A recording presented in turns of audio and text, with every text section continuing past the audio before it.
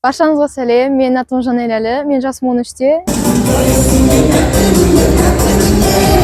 Көріп тұрсыз, Құдайға шүкір, қазақтар жалғыз емес екенін көрсетіп жатыр. Это объединение всех казахов в Европе.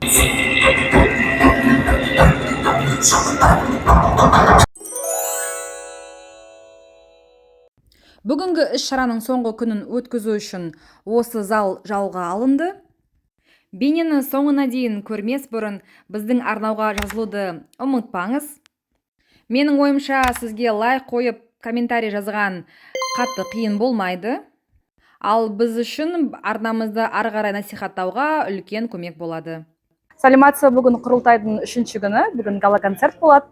Біз қазір келіп жатырық, ішіне кіріп қазір көрсетеміз. Не болып жатқанын. Түріктердің интерзалі. Қандай керемет.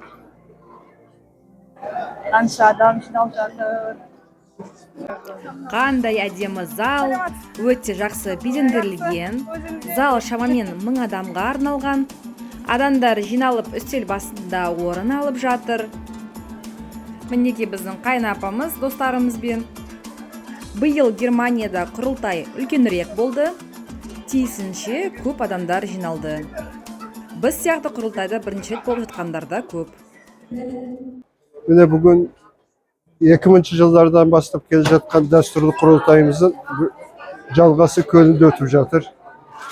Енді өте жақсы. Бүкіл Еуропаның, дүнияның әрбір жерінен қаны қазақтың бәрі осында жиналып жатыр. Бұл жерде жалғыз Түркиядан келген қазақ диаспорасы емес, Қазақстаннан келген туыстарымыз. Көріп тұрсыз, Құдайға шүкір, қазақтар жалғыз емес екенін көрсетіп жатыр. Сол құрылтайларымыз жалғаса берсін. Жастарымыз танысып жатыр. Бір-біріне отау құрып жатыр. Әрбір мемлекеттің арасы қарым-қатынас жасап жатырмыз. Енді Алла осы берекшелігімізді, ауызбіршілігімізді ешқашанда қайтармасын. Әрқашан осындай жақсылықта жүрейік. Осы құрылтайдың арқасында көптен бері көрмеген достар мен туыстар кездесті.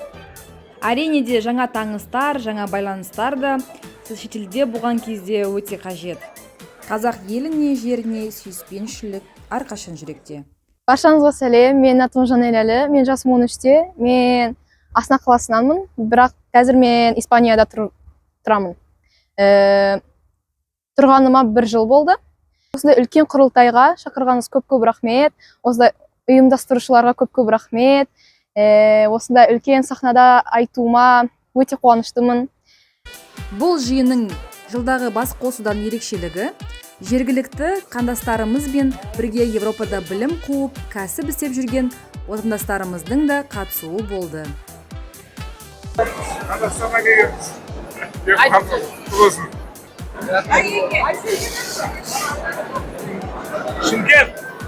Шымкенттен, Қазақстан.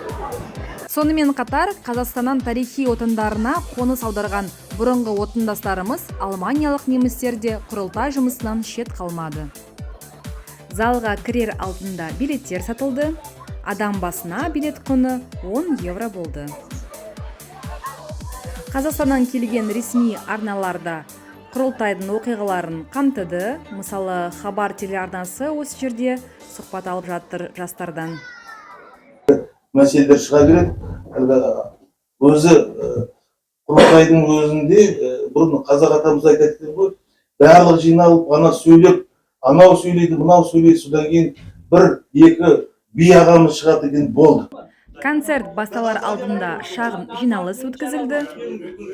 Атап айтқанда Европаның 15 елінен келген 20-дан астам қазақ ұйымдарының жетекшілері, Қазақстан Республикасы президентінің кеңесшісі Мәлік Отарбаев, Отандастар қорының президенті Абзал Сапарбекұлы, Қарағанды облыстық Қарқаралы ауданының әкімі Ерлан Құсайынов және Қазақстанның Германиядағы елшілігінің қызметкерлері қатысты. Қазақ мәдени орталығының төрайымы Сәдия Сүрер жетекшілік етті. Концерттің ресми ашылуы басталды. Басында кіріспе сөздер, сондай-ақ Қазақстан Республикасының президентінің қазақ халқына жолдауы мен тілектері айтылып кетті.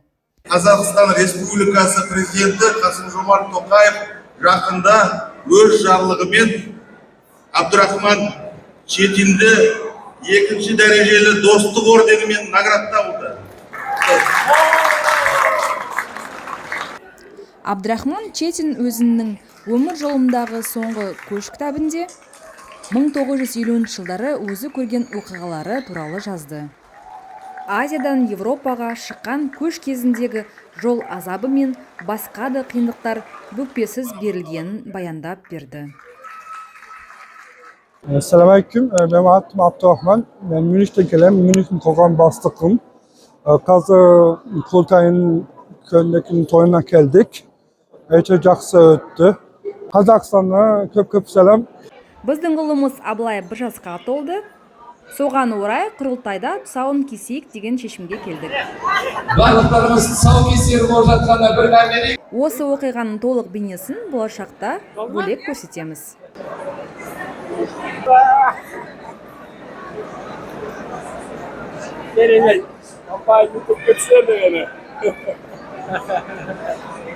Өскенде қарайды ғой, мәр саған дейді.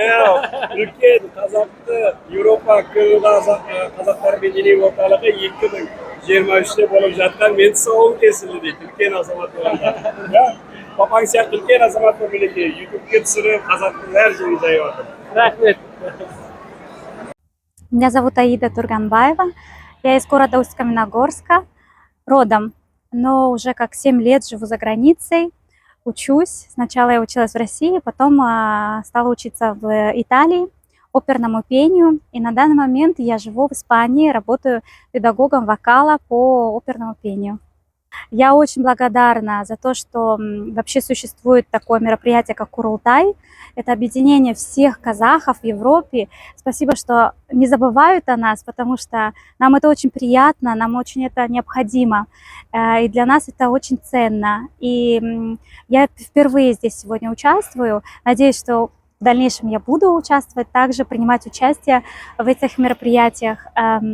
Хочу сказать, что именно на этих мероприятиях ты начинаешь понимать свои корни, ценить их, уважать и помнить самое главное.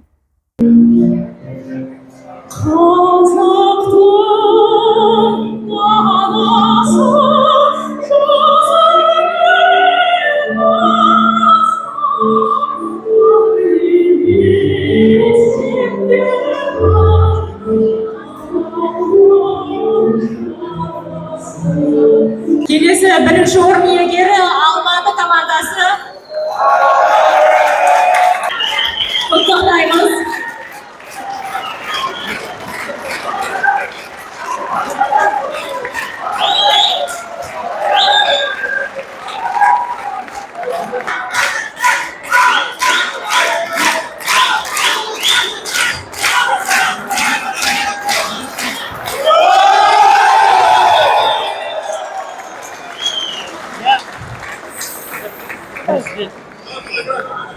Мына Германияға келіп, біз бәріміз осы жерде тұрып жатырмыз деген сияқты енді. Менің есім Қанат, Новороссийдан боламын. Мен Асынтай, Қостанай. Семейден Нуриман. Жыраудың үлкен бірі Қорқыт ата, аталған барлық бақсы асқын ата, жер жиһанда ұшқан қыз жүгірген аңға, қыл қобызда құдірет берген Қорқыт баба.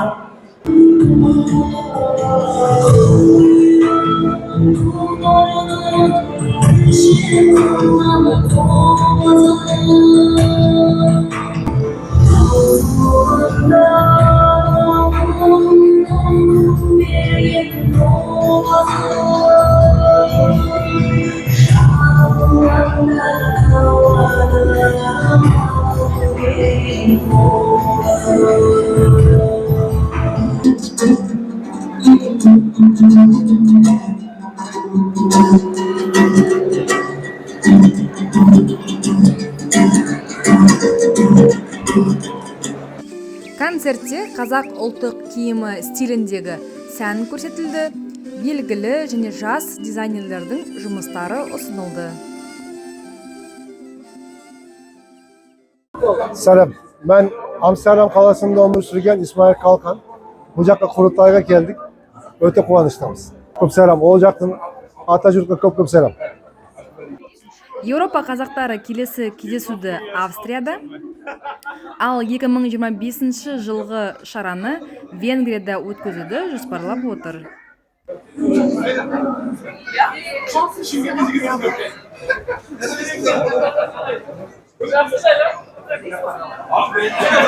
Қонақтар арасында біз атақты әнші Нұрлан Испановты таныдық. Ол сондай-ақ барлық қонақтарды өз өнерімен қуантты.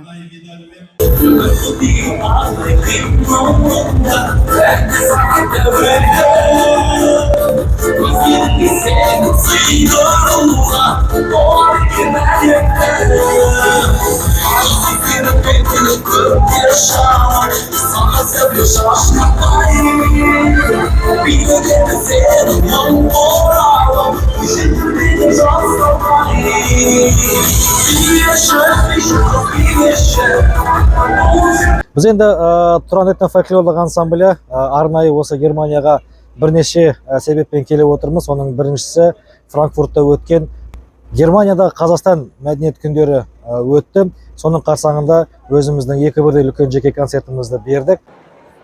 Исраил Сапарбай ағамыздың сөзіне жазылған Тұранның Ер-Тұран деген шығармасы концертіміздің соңында сіздерге тып-тыныш отырып тыңдағандарыңыз үшін алғыс айта отырып, осыны орындап беруге рұқсат етіңіздер. Қабыл алыңыздар.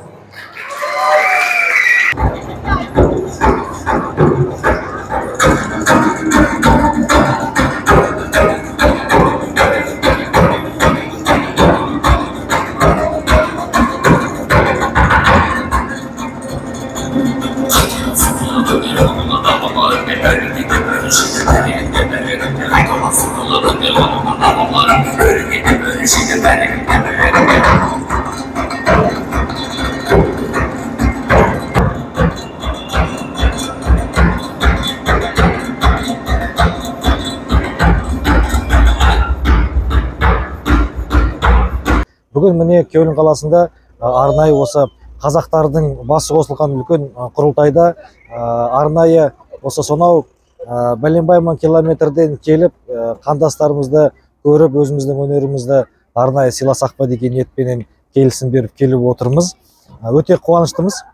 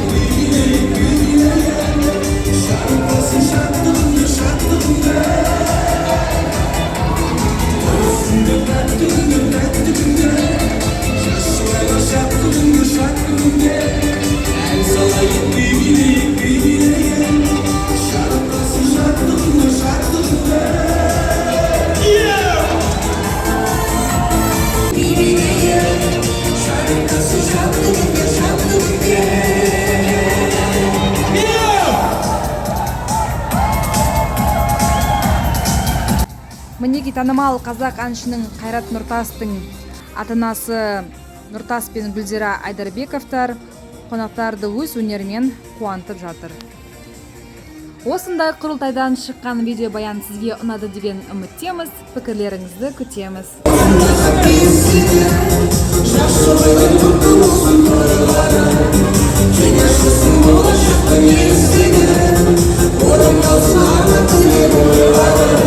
Осылайша біздің құрылтайымыз бітті. Еуропаның түпкір-түпкірінен жиналған қазақтар кездесіп, керемет мереке өткізіп, сол үшін барлығына үлкен рахмет айтамыз. Адамдар жәмдеп тарап жатыр. Бәрі өте қуанышты, жақсы деңгейде өтті деген ойдамын. Қазақстанға жерлестерге бәріне сәлем айтамыз. Осылай кездесіп тұрайық, бір-бірімізбен байланыс ұстап тұрайық. Сау болыңдар, кездескенше.